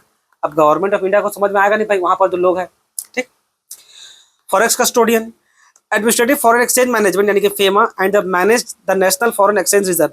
गवर्नमेंट का जो फॉरेन रिजर्व है उसको मेंटेन करने का काम कौन करता है? आपका आरबीआई। किस फंक्शन के तहत? एज ए एजेंट के तहत, ठीक है। तो ये जो फॉरेक्स कस्टोडियन का जो पार्ट है, याद रखिएगा, वो इस एजेंट फंक्शन के तहत आता है। फाइनेंशियल एडवाइजरी कैसे करती है वो देखिए। Advise the government on critical macro economics and financial policy. जब भी जरूरत पड़ेगा फाइनेंशियल पॉलिसी को लेकर ऑब्वियसली वो एडवाइस करती है। Provide guidelines on timing, terms, quantum of issue of new government bonds. जो गवर्नमेंट जो अगर मान लीजिए पब्लिक से पैसा उठाना है तो कितना उठाना सही रहेगा, गलत रहेगा, ये सारा का सारा डिसाइड करती है कौन? आरबीआई, ठीक है। Consultant on managing inflation, stabilising rupee and planning on physical deficit, यानी कि इन्फ्लेशन मेंटेन करना, स्टेबलाइज करना रुपीस को, ताकि भाई ज़्यादा वो बढ़े नहीं, ताकि अभी किसी कारण से वो बढ़ा हुआ है। और प्लानिंग द फिजिकल डिफिसिट, और फिजिकल डिफिसिट यानी कि हाँ गवर्नमेंट बहुत ज़्यादा खर्चा कर दी है और उसका इनकम कम है, फिजिकल डिफिसिट उसी को बोलते हैं। फिजिकल डिफिसिट मतलब एक्सपेंडिचर ज़्यादा गवर्नमेंट का इनकम से, उसको भी मैनेज करने का काम कौन करती है? मतलब इसमें एडवाइस कौन करती है? आपका आरबीआई। तो ये 3 फंक्शन था, ठीक है। गवर्नमेंट का वो 3 फंक्शन काम करती है। क्या? एज ए बैंकर की तरह एक, एज ए एजेंट की तरह 2, और दूसरा क्या? एज ए फाइनेंशियल एडवाइजर की तरह, ठीक है बच्चों। टिप्स क्या सुन लीजिए। The RBI does not provide long term loans to fund the government. याद रखिएगा इस बात को, आरबीआई लॉन्ग टर्म फंड्स नहीं प्रोवाइड कर सकती। अगर बजट डिफिसिट है तो फिर अपने खर्च कीजिएगा और अपने लोन दीजिएगा, ऐसे हो जाएगा, ठीक है। नो डाउट आरबीआई अपना एक ऑटोनोमस इंडिपेंडेंट बॉडी है और वो पैसा छापने का भी काम करती है। तो पैसा छापने का काम करती है, इसका मतलब हो जाए कि आरबीआई को गवर्नमेंट को ही लोन दे दे हर बार, खासकर अगर बजट डिफिसिट या फाइनेंशियल डिफिसिट आ रहा हो, तो फिजिकल डिफिसिट आपका आ रहा हो, तो उस केस में ऐसा करेगी तो मतलब गवर्नमेंट ही कर्जा करे और गवर्नमेंट ही लोन दे। ऐसा नहीं हो जाएगा, क्योंकि डायरेक्टली तो गवर्नमेंट का ही है ना आरबीआई, इसका जो पैसा होता है डायरेक्टली गवर्नमेंट का होता है। तो भाई क्या लिखा हुआ है यहीं पर? यहाँ पर लिखा हुआ है कि RBI does not provide long term loan to the government budget deficit. Budget deficit में आपको 3 डिफिसिट पढ़े होंगे, प्राइमरी रेवेन्यू और आपका फिजिकल डिफिसिट। अब तो भाई कौन कौन प्रोवाइड करता है? कौन? ऑब्वियसली कौन करेगा बच्चों? आईएमएफ करेगा, आपको वर्ल्ड बैंक करेगा, ठीक है। यहाँ से गवर्नमेंट बैंक फिर जाकर लोन लेती है। अगर डिफिसिट हो जाता है तो भाई खर्चा गवर्नमेंट अब ज्यादा कर दी हो और पैसा कम हो तो फिर आईएमएफ या तो वर्ल्ड बैंक से लोन लेगी, ठीक है। तो याद रखिएगा, it only handle the short term liquidity through WMA, जो थोड़ा देर पढ़े थे आप, ये वाला ways and means of advance, यानी कि केवल 90 दिन के लिए शॉर्ट टर्म पीरियड के लिए वो केवल देने का काम करती है, ताकि हल्का सा वो मैनेज कर सके, उसके अलावा कुछ देती नहीं है वो, ठीक है। It only handles short term liquidity through for long term needs the RBI act as agent, केवल एजेंट की तरह काम करेगी। Agent to help the government borrow from the public bank by the issuing this government security. अब ये तो government public से पैसा उठा लेगी, ठीक है, जैसा होता है, या तो फिर इंस्टीट्यूशन से, आईएमएफ से, या तो फिर वर्ल्ड बैंक से, जहां से उसको ठीक लगेगा, ठीक है। तो ये था बच्चों दूसरा फंक्शन, गवर्नमेंट बैंक का स्टूडेंट गवर्नमेंट का। अब तीसरा फंक्शन देखिए, एकदम डिटेल में समझा रहे हैं। अब आपका क्लास 12 में बहुत कम पढ़े होंगे, बहुत कम, यहाँ पर आपको बहुत डिटेल में पढ़ना। आपको पहले बोले बच्चों जितना कंटेंट मिले सब लिख डालिए, सब। हाँ भले हम देखिए हम लंबा लंबा लिख रखे हैं, आप उसको शॉर्ट में लिख लीजिए, ठीक है। बैंकर्स बैंक और सुपरवाइजर, यानी कि बैंक जो है आरबीआई बैंक है, ये एक रिलेशनशिप मेंटेन करती है कमर्शियल बैंक के साथ। कैसा? आपका एक बैंकर्स बैंक सुपरवाइजर का भी और एक रेगुलेटर का भी, दोनों का वो करती है। It act as the central bank central banker while strictly regulating their operation to protect depositor. यानी कि जो कॉमर्शियल बैंक में जो आम लोग जो पैसा जमा किया रहता है, ठीक है, आम पब्लिक जो पैसा इसमें जो जमा किया रहता है ना, इसका इंटरेस्ट का देखभाल करने का काम करती है, ठीक है। अब देखिए, अब बैंकर्स बैंक और सुपरवाइजर में इसको हम लोग ऐसे बांटेंगे, एक एज ए बैंकर्स बैंक, सभी बैंक का बाप। बैंकर्स बैंक बोलने का मतलब क्या? बैंकों का बैंक, ठीक है। बैंकों का बैंक बोलने का मतलब क्या भाई? सभी बैंक का वो बाप है, यानी कि सब कुछ देखने देखने काम कौन करेगी? आपका आरबीआई। अब वो करती क्या है उसके लिए? पहला करती क्या? Custodian of cash reserve. अलग अलग जो रिजर्व होता है, जैसे कि क्या, commercial banks are legally required to keep fix percentage of their deposit with RBI known as CRR.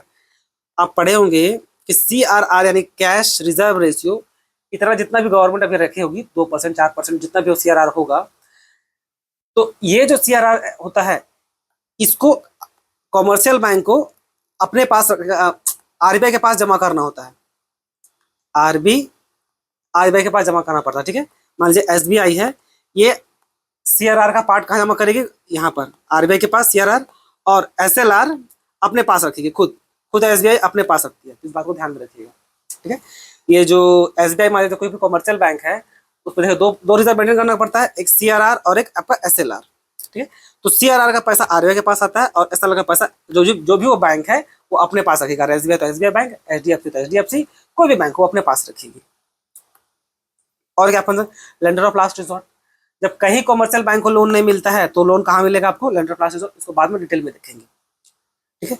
Clearing house function, clearing house function को भी बाद में देखेंगे।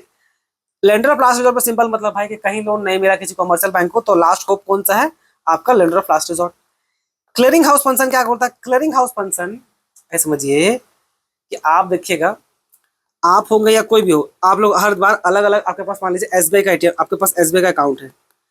अब एसबीआई का अकाउंट से, अब मान लीजिए आपके पास, उसके पास एसबीआई का अकाउंट है तो आपके पास उसका एटीएम कार्ड भी होगा, एटीएम कार्ड होगा नहीं।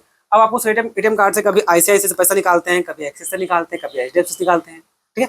और आप ही की तरह इंडिया का सारा लोग करता है, इंडिया का सारा पब्लिक यही करता है भाई। तो फिर बच्चों लोग, आप तो पैसा निकाल के चले जाते होंगे ना, आप लोग पैसा निकाल के तो चल जाते होंगे, तो चलो इसका हिसाब किताब कैसे होगा, ये लोग आपस में लड़ता होगा। जैसे एसबीआई हो गया, आपका आईसीआईसीआई हो गया, आपका एचडीएफसी, और भी जितना बैंक है, ठीक है, जितना बैंक आपस में लड़ेगा नहीं, ये बोलेगा आईसीआईसी को कि यार तेरा कस्टमर मेरा पैसा निकाल के ले गया है, फिर एसबीआई को फिर उस एचडीएफसी तुरंत डांट के बोलेगा तुम उसको क्या बोल रहा है, तेरा खुद कस्टमर में से पैसा निकाल के चलो सब लाओ। तो सारा हिसाब किताब करना पड़ेगा ना, जो सारा हिसाब किताब करना पड़ता है ना, हिसाब किताब कौन करता है, आपका सारा हिसाब किताब करता है आपका आरबीआई। उस फंक्शन का नाम क्या है, क्लियरिंग हाउस फंक्शन, ठीक है। इसमें सारा कुछ जो चेक वो जितना भी जमा करते हैं ना, देखिए चेक तुरंत क्लियर तो होता नहीं है, होता नहीं कि आप आरबीआई एसबीआई का चेक लगा करके आप किसी दूसरा को बैंक को भी चेक भी दे देते हैं। तो ये सब होता है, आजकल कोर बैंकिंग सिस्टम चल रहा है, तो इसका सारा सेटलमेंट का जो काम होता है ना, उसको क्या बोलते हैं, क्लियरिंग हाउस फंक्शन, क्लियर है। तो बैंकर्स बैंक में ये आता है। सुपरवाइजर रोल में क्या, एक बात याद रखिएगा, ये मत सोचिएगा कि इसका पॉइंट को, बैंकर्स बैंक का ये जो पॉइंट हम बोले, custodian of foreign exchange, lender of last resort, आपका क्लियरिंग हाउस फंक्शन, इसका पॉइंट को इसमें नहीं घुसाइएगा। एग्जाम में ये भी पूछा है, एग्जाम में ये भी पूछा है कि ये किस फंक्शन के तहत आता है आरबीआई का, सुपरवाइजरी फंक्शन के तहत आता है या सुपरवाइजर या कि बैंकर्स बैंक के तहत आता है। तो याद रखिएगा, दोनों फंक्शन को अलग से याद रखिएगा। इसमें क्या आता है आपका, देखिए सुपरवाइजर फंक्शन में अगर लाइसेंस, यही पूछा था लाइसेंस, अगर आरबीआई जो लाइसेंस दे रही है दूसरा बैंक को खोलने के लिए, वो किस फंक्शन में आता है, सुपरवाइजर फंक्शन कि आपका इधर आपका बैंकर्स बैंक फंक्शन, आपका ये बैंकर्स बैंक फंक्शन या एडवाइजरी फंक्शन, प्रमोशन फंक्शन, ऐसे ऐसे भी पूछा है बच्चों, ठीक है।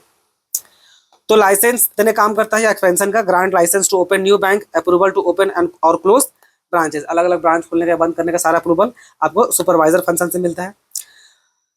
प्रूडेंशियल नॉर्म्स, अब ये क्या होता है, issue strict guideline on maintaining capital market, managing risk and classifying bad loans as NPA यानी कि नॉन परफॉर्मिंग एसेट्स। ये स्ट्रिक्टली गाइडलाइंस जारी करता है इस सबको मैनेज करने के लिए, ठीक है। तो प्रूडेंशियल नॉर्म्स होता है, एकदम स्ट्रिक्टली अलग अलग गाइडलाइंस जारी करेगा आरबीआई अलग अलग कमर्शियल बैंक को, ये सब जो नॉन परफॉर्मिंग एसेट्स है उसको ठीक से हैंडल करने के लिए। क्या होगा सर, अगर कोई कमर्शियल बैंक नहीं करेगा वो लाइसेंस रद्द कर देगा।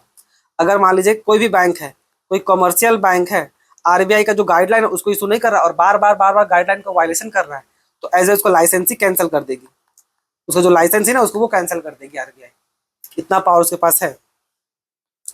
Management control, approves the appointment or removal of CEO and chairman and can suspend bank's board of director for mismanagement। अगर कोई मिसमैनेजमेंट किया है, कोई भी बैंक हो, कोई भी अगर फ्रॉड चीटिंग वुटिंग कुछ भी करेगा भाई तो उसको सीधा सस्पेंड करने का वो पावर रखती है, ठीक है।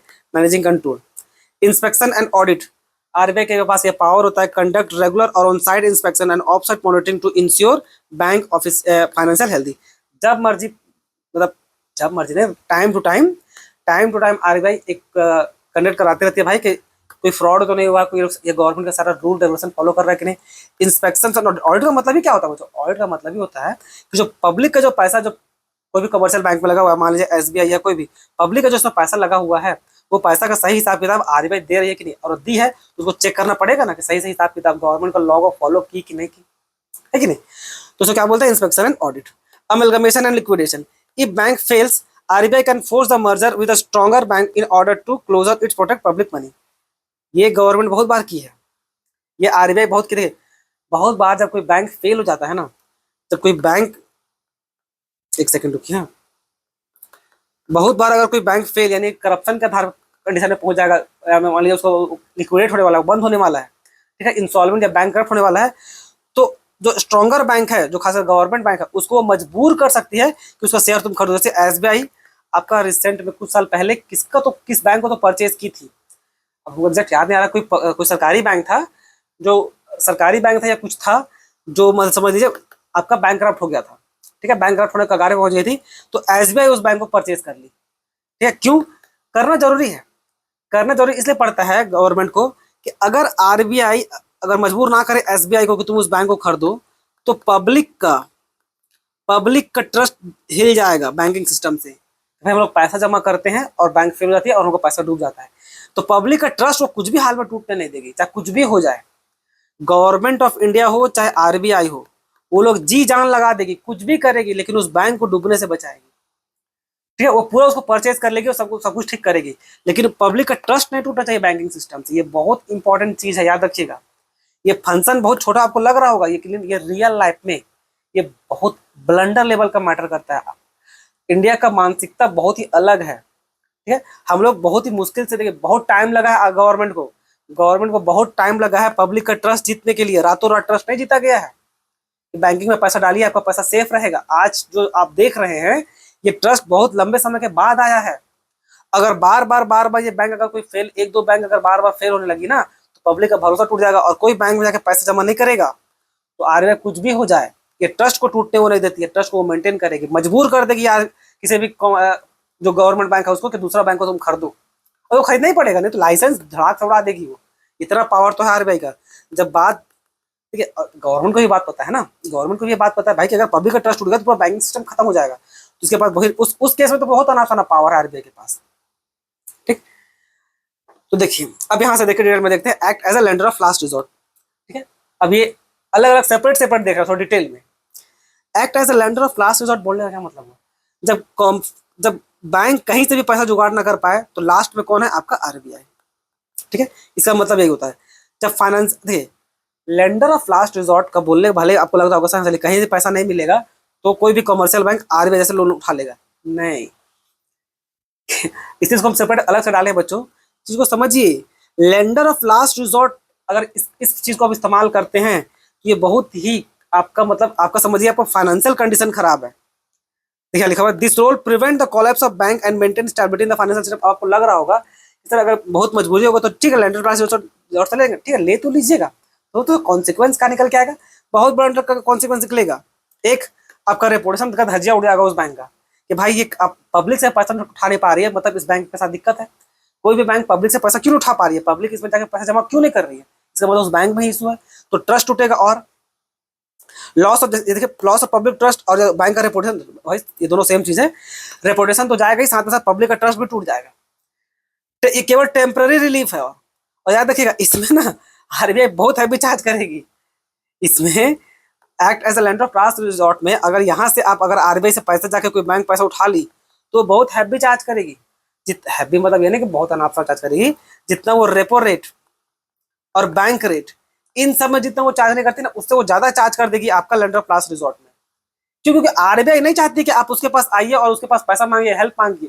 आरबीआई को चाहिए कि आप अपना इंडिपेंडेंट रहिए, अपना कोई भी बैंक को चाहिए कि वो अपना इंडिपेंडेंट रहे। आरबीआई के पास बार बार भीख मांगने की जरूरत नहीं है। आरबीआई उससे नहीं बैठी है, मजबूरी में आरबीआई हेल्प करेगी वो अलग बात है, तो उसके लिए आपको बहुत भयंकर चार्ज भी करेगी। समझ में आया? तो देखिए फायदा क्या है, एक मेंटल स्टेबिलिटी चलिए शॉर्ट पीरियड के लिए स्टैब्लिश हो जाता है, वो prevent collapse and protect financial system, किसी तरह से फाइनेंशियल सिस्टम प्रोटेक्ट हो जाता है वहाँ का उस बैंक का। और building confidence, depositor feel their money safe as RBI stand behind bank. RBI वहाँ पर केवल उसको लोन इसलिए देती रही है ना क्योंकि वहाँ पर क्या है कि पब्लिक लोग उसमें पैसा लगाया, तो पब्लिक लोग का ट्रस्ट जीतने के लिए आरबीआई को केवल ये लेंडर ऑफ लास्ट रिजॉर्ट पर पैसा देना पड़ता है। तो मैं वरना वो लोन दे ही ना, वो बैठे नहीं है लोन देने के लिए। हम अब फिर बताना सुन लीजिए, आरबीआई लोन देने के लिए कमर्शियल बैंक को नहीं बैठी है, वो बैठी है केवल पब्लिक के लिए। तो ये जो लोन दे रही है लेंडर ऑफ लास्ट रिजॉर्ट में इसलिए दे रही है कि भाई पब्लिक का ट्रस्ट ना टूटे बैंकिंग सिस्टम में। पब्लिक को लगे कि हाँ अगर ये बैंक फेल भी कर जाता है मेरा पैसा देने में तो आरबीआई मेरा पैसा तो देख देगी, रिटर्न कर देगी। तो ये है बच्चों। लेकिन हाँ उसके साथ साथ फिर ये सब डिमेरिट्स भी, ये जितना भी डिमेरिट्स है लेंडर ऑफ लास्ट रिजॉर्ट से अगर पैसा उठाते हो तो ये सारा डिमेरिट आपको फेस करना पड़ेगा। इसलिए इसको हम सेपरेट में डाले थे बच्चों। आई होप आप कुछ अच्छा और सीखे होंगे। चलिए अब और आगे बढ़ते हैं। यहाँ देखिए लिखा हुआ है, if bank faces sudden withdrawal bank run the central bank has to learn, example है एग्जाम्पल है RBI act as a lender प्लास resort only for bank that's are illiquid, यानी कि अभी तक वो टेम्पररी आउट ऑफ कैश जल्दी ये तभी देती है कि भाई देखिए वो बैंक इंसॉल्वेंट नहीं हुआ है, उसके पास अभी किसी कारण से कैश नहीं है। बहुत बार ऐसा होता है कि बैंक देखिए बैंक क्या करती है, आप हम लोग एज ए कस्टमर लोग जितना भी बैंक अकाउंट होल्डर लोग सारा बैंक जो पैसा में डालते हैं बैंक में, ये बैंक क्या करती है लोन के तौर पे बांट देती है, अलग अलग जगह में लोन के तौर पे बांट देती है। तो बहुत बार क्या होता है कि बैंक के पास भी शॉर्टेज पड़ जाता है भाई। मान लीजिए एक कस्टमर आ गया, उसके उसको बहुत सारा पैसा चाहिए, उसके पास उतना पैसा था उस अकाउंट में उस बैंक में, अब उसको चाहिए, अब उसके पास उतना पैसा है नहीं, तो उस केस में ना लैंडर ऑफ लास्ट रिजॉर्ट का इस्तेमाल किया जा सकता है। यहाँ पर देखिए बैंक सक्षम है पैसा देने को, क्योंकि देखिए अभी वो लोन दे रखी है तो उसके पास करंट में पैसा नहीं है, करंट टाइमिंग में पैसा नहीं है, लेकिन भाई उसके पास पैसा, वो बैंक खराब नहीं हो, वो बैंक का कंडीशन खराब नहीं, बैंक का कंडीशन ठीक ठाक है, बस क्या वो लोन में पैसा थोड़ा बांट दिया तो अभी उसके पास पैसा नहीं है।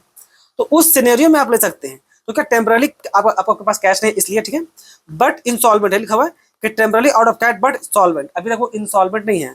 Their asset are still exceed their liability, उसके पास जो एसेट है, ठीक है, इंसॉल्वेंट लोग बोलते हैं दिवालिया घोषित हो जाना, बैंकरप्ट हो जाना, उसका मतलब क्या होता है? इसका मतलब सिंपल इतना क्या है कि उसका करंट लायबिलिटी ज्यादा हो गया उसका करंट एसेट से, ये सिंपल मतलब है कॉमर्स की दुनिया में। अगर आप एज ए कॉमर्स स्टूडेंट हैं तो सिंपल आपको पता होना चाहिए, किसी को आप बैंक करप्ट बोलते हैं ना, उसका सिंपल मतलब है तो करंट लायबिलिटी ज्यादा है उसका करंट एसेट से, ठीक है। तो अगर ऐसा जब होने लगे तो उसको क्या बोलते हैं हम लोग बैंक करप्ट बोलते हैं या लिक्विडेट बोलते हैं, इंसॉल्वेंट कंपनी बोलते हैं। तो यहाँ पर आरबीआई सिर्फ तभी लोन दे रही है जब तक वो सॉल्वेंट है, उसके पास पैसा का कुछ शॉर्ट पीरियड का उसके पास पैसा नहीं था क्योंकि दूसरा को लोन दे दिया था, उस केस में केवल लेंडर ऑफ लास्ट रिजॉर्ट में दे देगी, नहीं तो भलाई करने नहीं बैठी है आरबीआई, ठीक है। कब नहीं देगी वो? It does not bail out the bank that are fundamentally bankrupt due to massive और अनरिकवर लॉस। अगर कोई ऐसा बैंक है जो बहुत ज्यादा लॉस पे चली गई है, उसको वो लोन नहीं देने बैठे लेंडर ऑफ लास्ट रिजॉर्ट, ठीक है। वो जो अरे एकदम डूब ही जाएगा तो पब्लिक ट्रस्ट के लिए लास्ट में जो करना हो करेगा, लेकिन जनरली उसके लिए नहीं बैठी हुई है। ये समझ में आया? कस्टोडियन ऑफ फॉरेन एक्सचेंज, यानी कि जो अलग अलग जो रिजर्व करेंसी है, अलग अलग जो फॉरेन एक्सचेंज है उसको मेंटेन करने का काम कौन करती है? आरबीआई। बाय और सेल करने का काम करती है ताकि एक्सचेंज रेट मेंटेन रहे, ठीक है। अच्छा देखिए ये एक इंपॉर्टेंट क्वेश्चन है, ये आपका कॉन्सेप्ट को बूस्ट करेगा, आपका कॉन्सेप्ट को बहुत अच्छा से वो बढ़ाएगा। क्या लिखा हुआ देखिए, RBI what can RBI do if rupees value fall. अगर रुपीज का वैल्यू अगर गिर रहा हो, जैसे अभी गिर रहा है, ठीक है, रुपीज का वैल्यू अगर गिर रहा हो तो आरबीआई क्या इसको बचाने के लिए कुछ कर सकती है, ठीक है। तो यहाँ पर ये लिखा हुआ है when the value of rupees decrease RBI take step to control the situation. जब भी पैसा गिरने लगती है ना तो आरबीआई उसमें कंट्रोल करती है। वो करती क्या है? वो डॉलर को सेल करती है। अब इससे क्या होगा सुनिए, जब डॉलर को सेल करेगी, जब सेल करती है डॉलर को फॉरेन एक्सचेंज मार्केट में, people and businesses who need dollar bye them and giving rupees, ठीक है। यानी कि ये आरबीआई है, ठीक है। आरबीआई क्या करती है? डॉलर सेल करती है, मार्केट में क्या जाता है, मार्केट में जब डॉलर सेल करेगी तो जिसके पास रुपीस था, रुपीस आ जाता है आरबीआई के पास और डॉलर पब्लिक में चले जाने लगता है, ठीक है। तो उससे होगा क्या? This means those buyers who have spent rupees to get dollar, as a result supply of rupees in the market decrease and demand for rupee increases. इससे क्या होता है? When demand for rupees increases rupees become stronger. Simple सा demand and supply economics लगा हुआ है। ये क्या लिखा हुआ बच्चों समझिए, देखिए डॉलर है और रुपीस है मार्केट में, मान के चलिए, ठीक है। यहाँ पर आरबीआई है। अब किसी कारण से रुपीस का वैल्यू बहुत गिर रहा है और डॉलर का वैल्यू आपका ऑटोमेटिक स्ट्रांग हो रहा है। ऐसा क्यों होता है? ठीक है, आपको आइडिया होगा। सिंपल क्या है कि अगर किसी का सप्लाई मार्केट में ज्यादा हो तो उसका वैल्यू क्या होगा? गिरेगा। जो बोलते हैं प्राइस वाइज को बोलते हैं। अगर सप्लाई ज्यादा हो तो क्या होगा? उसका प्राइस गिरेगा, और सप्लाई कम हो तो क्या होगा? प्राइस उसका बढ़ेगा। ये सिंपल सप्लाई का ये है, ठीक है। ये आपका प्राइस मैकेनिज्म का हम बात कर रहे हैं, सप्लाई वाला वो डिमांड सप्लाई का रूल का बात नहीं कर रहे हैं। वो तो डायरेक्ट रिलेशनशिप में चलता है। यहाँ डिमांड और सप्लाई का जो बेसिक मैकेनिज्म है, जो मार्केट मैकेनिज्म इसको बोलते हैं, जहाँ पर डिमांड और सप्लाई के दम पे सब कुछ होता है, ठीक है।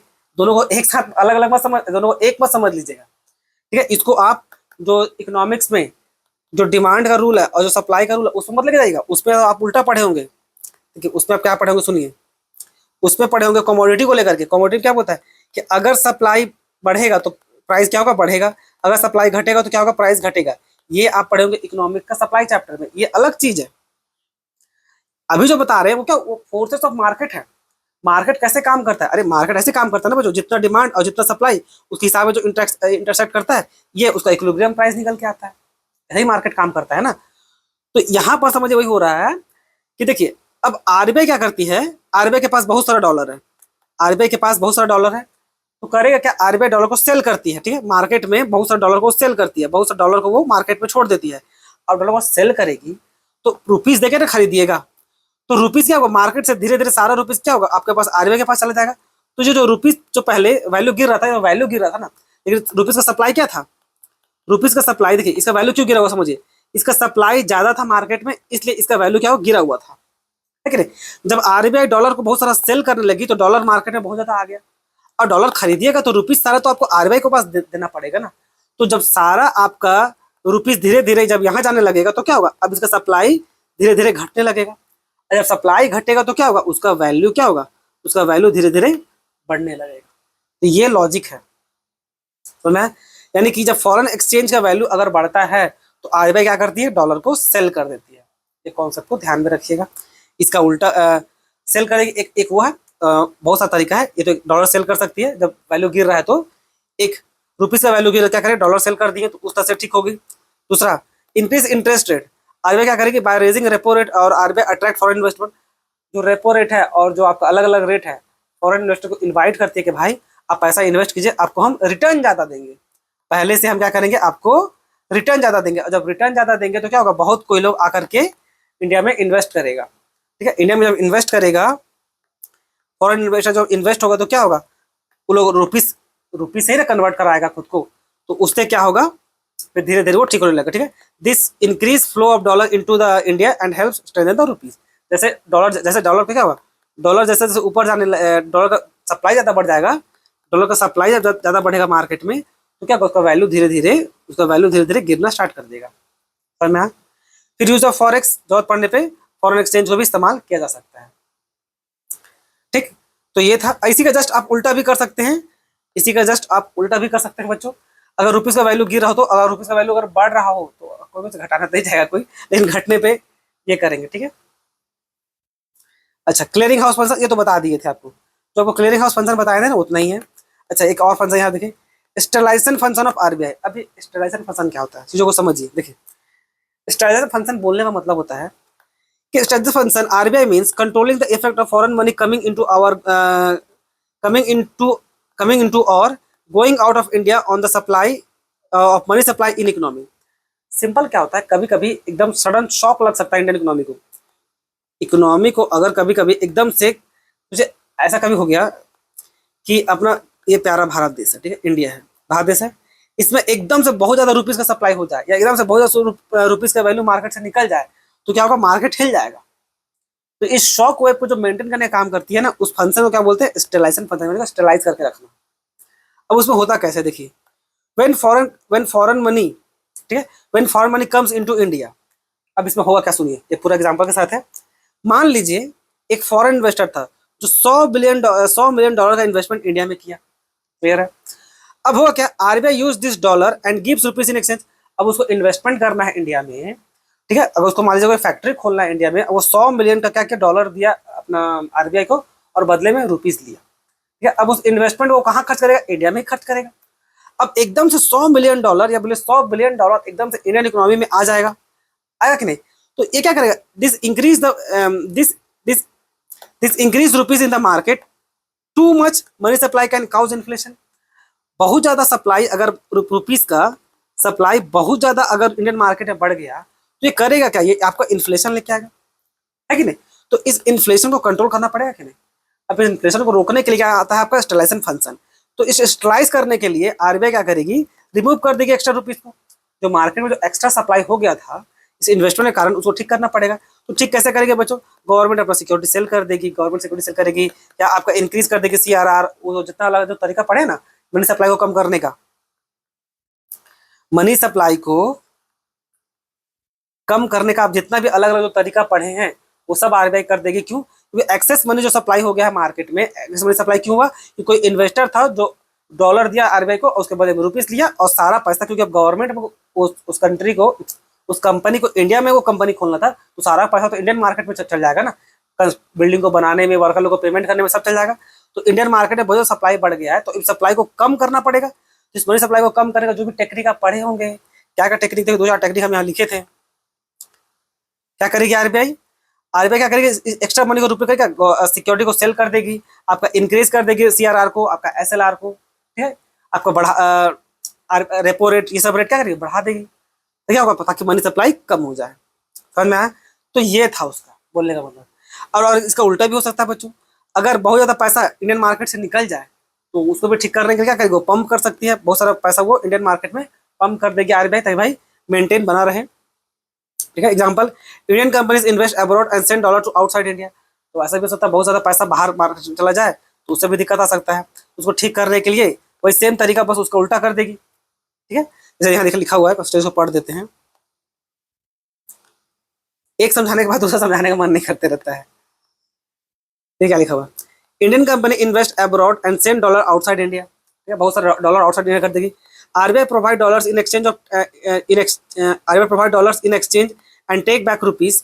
This reduce rupees in the market and less supply can cause slow down economy. बहुत सारा रुपीज अगर इंडिया में बाहर चला गया, बाहर इंडिया से, या आरबीआई के पास लौट के आ गया, तो क्या होगा? वो होगा क्या कि भाई इंडियन इकोनॉमी क्या होगा? स्लो डाउन हो जाएगा। ठीक है, to stabilize this effect RBI adds money back into the supply system में। वापस जो पैसा चला गया था मार्केट से जो रुपीस गायब हो गया था, उसको क्या करेगी? वापस डाल देगी। तो मनी सप्लाई क्या करना है? मनी सप्लाई सिंपली आपको इंक्रीज करना है। तो इंक्रीज करने का जो तरीका है वो इसे इंक्रीज किया जाएगा। जैसे यहाँ पर क्या है, जैसे देखिए यहाँ पर इंक्रीज कैसे कर देगी? गवर्नमेंट सिक्योरिटी बाय कर लेगी, या सीआरआर को, एसएलआर को, रेपो रेट को, बैंक रेट को क्या करेगी? कम कर देगी। इससे क्या होगा? मनी सप्लाई आपका ऑटोमेटिक बढ़ जाएगा। ठीक है, तो ये था बच्चों। ठीक, तो सिंपल क्या था वो? To keep the flow of money stable so the price remain under control and the economy stay balance even when foreign money enter और लिव्स कंट्री। देखो जो बताएं, जो शॉक वेव लग सकता है ना, जो अचानक से बहुत सारा करेंसी इंडिया से बाहर चला जाए, या बहुत सारा करेंसी इंडिया में इन कर जाए, रुपी से बात कर रहे हैं, सप्लाई बहुत ज़्यादा बढ़ जाए, तो उसको ठीक करने के लिए जो स्टेबलाइज करती है, जो नॉर्मल करने काम करता है, न्यूट्रलाइज करने काम करता है, उसी फंक्शन को क्या बोलते हैं हम लोग? Stabilization function. ठीक है, अब आगे देखते हैं, चलिए और क्या है। Development and promotional function of RBI. Development और प्रमोशनल फंक्शन भी है। देखिए, अनलाइक सेंट्रल बैंक इन डेवलप नेशन, ठीक है, जो डेवलप नेशन है, आरबीआई क्या करती है? जो आरबीआई उतना, बाकी जो सेंट्रल बैंक है ना, वो लोग उतना एक्टिवली पार्टिसिपेट नहीं करता है, लेकिन आरबीआई एक्टिवली पार्टिसिपेट करता है। क्या है? Actively work in builds India financial infrastructure and promote balance economic growth. It's की डेवलपमेंट फंक्शन इंक्लूड्स। अब देखिए वो क्या क्या करती है। बाकी देश का जो डेवलप नेशन है ना, वो ये सब काम नहीं करती है, लेकिन केवल इसमें इंडिया आरबीआई करती है। जैसे क्या? स्टेबलाइज करती है अलग अलग स्पेशलाइज इंस्टीट्यूशन को। जैसे क्या? आपका नाबार्ड हो गया, सिडबी हो गया, आपका एग्जिम बैंक हो गया, ये सब अलग अलग प्रायोरिटी सेक्टर को, खासकर सेक्टर में पैसा पहुंच सके उसके लिए आरबीआई गाइडलाइन जारी कर देती है। ठीक है, कुछ नियम बना देगी। जैसे it maintains commercial bank to direct specific portion of their total loans, typically 40% to essential but underserved sectors like agriculture, MSME, housing and education. यानी कि उसके पास जो 40% पैसा है वो आरबीआई मजबूर करती है कि इन सबको भी लोन जाना चाहिए, वरना लाइसेंस उड़ जाएगा आपका। जरूरी भी है, याद रखिएगा। कॉमर्शियल बैंक वेलफेयर करने नहीं बैठी है। जो बैंक सब होता है, प्राइवेट बैंक, कॉमर्शियल बैंक सब जो होता है, ये बच्चों अपना प्रॉफिट कमाने के लिए बैठी है। ये आरबीआई है, ये आरबीआई जो इस कॉमर्शियल बैंक को घुटनों पे लाती है और बोलती है कि केवल तुम रईस लोग को लोन नहीं देगा। ठीक है, कॉमर्शियल बैंक को किसी को भी लोन देने को तैयार हो जाए जो उसको वापस लोन रिटर्न कर दे। ठीक है, तो लेकिन अब कॉमर्शियल बैंक को डर लगता है कि जो गरीब लोग हैं, मिडिल क्लास लोग हैं, इन लोग का तो भाई एकदम सोर्स ऑफ इनकम अच्छा है नहीं, इन लोग मतलब अच्छा से लोग कमाने का जरिया तो है नहीं, इसलिए ना उन लोग को लोन देने में लोग बहुत कतराती है, बहुत हेजिटेट करती है। अगर वो पता है भाई कि रईस लोग को लगाएंगे तो रईस लोग के पास बहुत पैसा रहता है, बिजनेस है, सेटअप है, तो कमा के दे ही देगा। इसलिए जनरली कॉमर्शियल बैंक लोन ना रईस लोग को लोन देना पसंद करती है, गरीब लोग को तो लोन देना पसंद ना करे।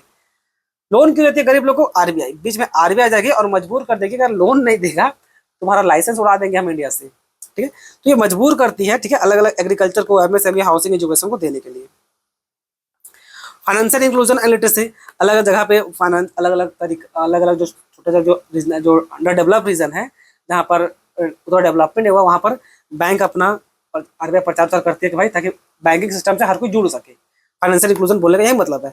RBI actively pushes to bring unbank population, देखिए लिखा हुआ है ये, RBI actively pushes to bring unbank population into formal economic through rural banking activities, zero balance accounts, financial literacy company like RBI कहता है ये सब क्या मतलब अलग अलग स्कीम है, प्रमोट करते रहती है गवर्नमेंट, ये आरबीआई प्रमोट करते रहती है कि जो लोग बैंक, जो अभी तक जहाँ पर बैंकिंग सिस्टम अच्छा से नहीं पहुंचा है, ठीक है, जहाँ पर अभी भी कैश पेमेंट काम हो रहा है, गवर्नमेंट कोशिश करती है कि रूरल एरिया में, पिछड़ा जगह पे, जहाँ जहाँ मतलब बैंकिंग की सुविधा नहीं है, वो जगह पे बैंकिंग की सुविधा पहुंचे और पब्लिक ट्रस्ट करे, ठीक है। तो वो क्या बोलते हैं, फाइनेंशियल इंक्लूजन एंड लिटरेसी पहुंचाने का काम करती है।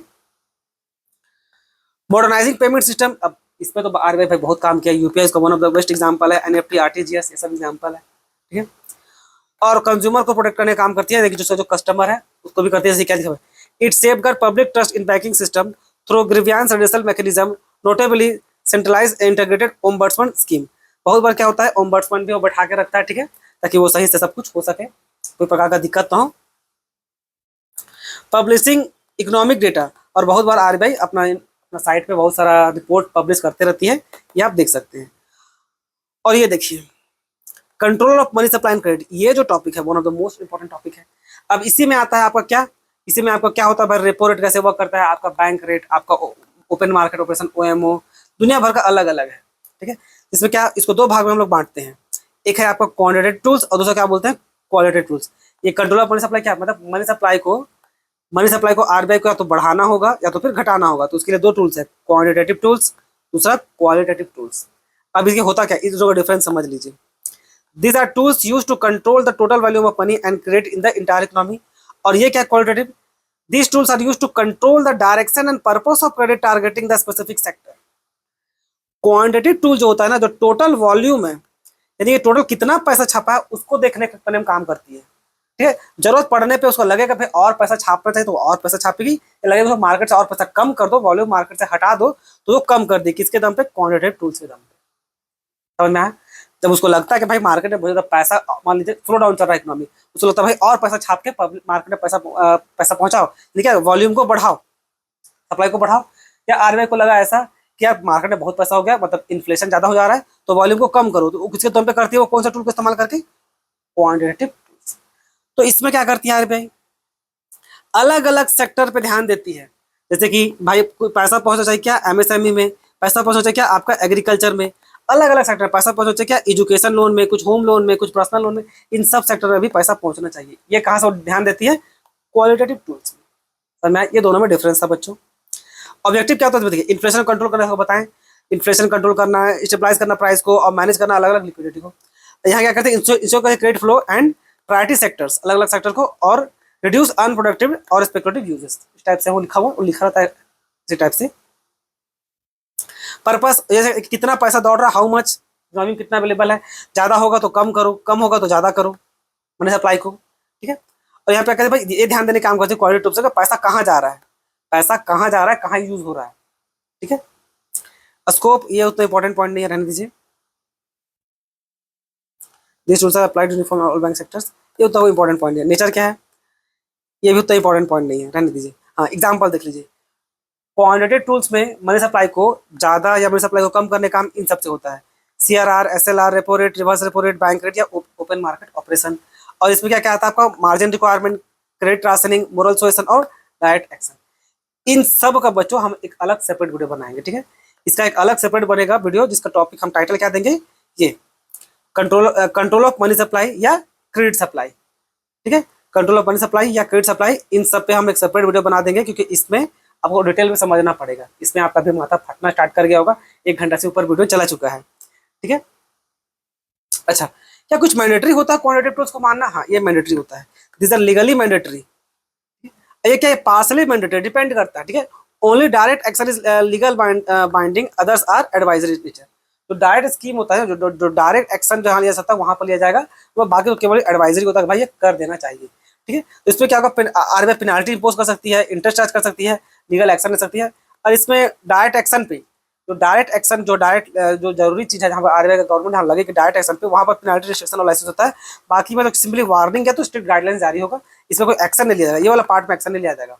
इसमें लेकिन एक्शन ले सकता है क्वालिटेटिव टूल्स में, और इसमें तो भाई पूरा एक्शन लिया जाएगा, ठीक है। जैसे होता है ना, मान लीजिए आप होम लोन लिए, अब होम लोन पहले मान लीजिए 11% था, मान लीजिए आरबीआई उसको घटा करके 8% कर दी, क्योंकि घटाने का काम वैसे आरबीआई करती है। मान लीजिए क्या उसे चल नहीं रही है, 8% कर दी, ठीक है। अगर वो कॉमर्शियल बैंक को भी फॉलो करना पड़ता है, उसको भी घटाना पड़ेगा। अगर नहीं घटाया तो फिर आप किस कर सकते हैं, ठीक है। हाँ, याद रखिएगा, इसमें भी 2 स्कीम चलता है। जनरली तो कोई भी बैंक होता है फ्लक्चुएटिंग रेट के तहत ही आपको लोन देगी। भाई अगर आरबीआई लोन अगर घटाती है तो घटेगा, आरबीआई इंटरेस्ट रेट बढ़ाएगी तो बढ़ेगा, ठीक है। ये फ्लक्चुएटिंग लोन 2 प्रकार से मिलता है होम लोन। एक जहाँ पर वो फ्लक्चुएट करेगी, अगर आरबीआई अगर रेट ऑफ इंटरेस्ट घटा देगी तो घटेगा, बढ़ा देगी तो बढ़ेगा, दोनों तरह से काम करता है। और एक होता है फिक्स वाला, तो फिक्स वाला बहुत कम ही होता है, ठीक है। अब यहाँ पर कुछ इंपॉर्टेंट बोर्ड सब भी है बच्चों, ठीक है। इंपॉर्टेंट बोर्ड सब भी है, जैसे क्या important boards, boards of financial supervision यानी कि बीएफएस, सब याद रखिएगा, फुल फॉर्म भी याद रखिएगा। Board for financial supervision constitute कब हुआ था? 1994 में, as committee of central board of director, ठीक है, ये था। इसका स्ट्रक्चर कैसा है? गवर्नर है, एक गवर्नर है जो उसका चेयरमैन होगा, 4 डिप्टी गवर्नर है, इसको हम लोग एक्स ऑफिशियल मेंबर बोलते हैं, ठीक, और 4 नॉन ऑफिशियल डायरेक्टर है। समझ में आया? एक चेयरमैन है, 4 डिप्टी गवर्नर है और 4 आपका नॉन ऑफिशियल डायरेक्टर है। ये क्या कहता है, एक बार साल में मिलता है, ठीक है। ये जो है आपका बोर्ड ऑफ फाइनेंशियल सुपरविजन, ये सुपरवाइज करने के लिए बना गया है, ठीक है। तो ये बोर्ड था, इसका फुल फॉर्म याद रखिएगा, ठीक है। इसका स्ट्रक्चर याद रखिएगा, और ये जो महीना में एक बार मिलता है सो। अब देखिए पेमेंट मैकेनिज्म, देखिए इसमें क्या है, पेमेंट्स रेगुलेटरी बोर्ड। अब ये पेमेंट सिस्टम को लेकर क्या लिखा हुआ है, ये जो था ना, इसको मैंने ध्यान रख लीजिए, ये रिप्लेस किया किसको? आपका बीपीएसएस को, यानी कि board for regulation and supervision of payment settlement system. इसको रिप्लेस कर दिया कौन? आपका, इसको हटा करके क्या है, पीआरबी यानी कि पेमेंट्स रेगुलेटरी बोर्ड। अब ये करती क्या है? लीगल बैकिंग करती है, constitute under the amendments of payment and settlement system, payment settlement system को देखने काम करती है, ठीक है। इसका स्ट्रक्चर क्या है? 6 मेंबर बोर्ड है, 3 फॉर्म आरबीआई और 3 फॉर्म गवर्नमेंट नॉमिनी। ये सब इंपॉर्टेंट है बच्चों, में क्या बोले, सब इंपॉर्टेंट है, तो ठीक है। मेंबर देखिए, आरबीआई का मेंबर एक एक्स ऑफिस चेयरमैन रहेगा, डिप्टी गवर्नर एक रहेगा चार्ज ऑफ पेमेंट्स का, आरबीआई का वन ऑफिसर नॉमिनेट रहेगा सेंट्रल बोर्ड द्वारा, और क्या 3 external export nominate by the central government. तो ये सब सारा मेंबर उसमें रहेगा, ठीक है।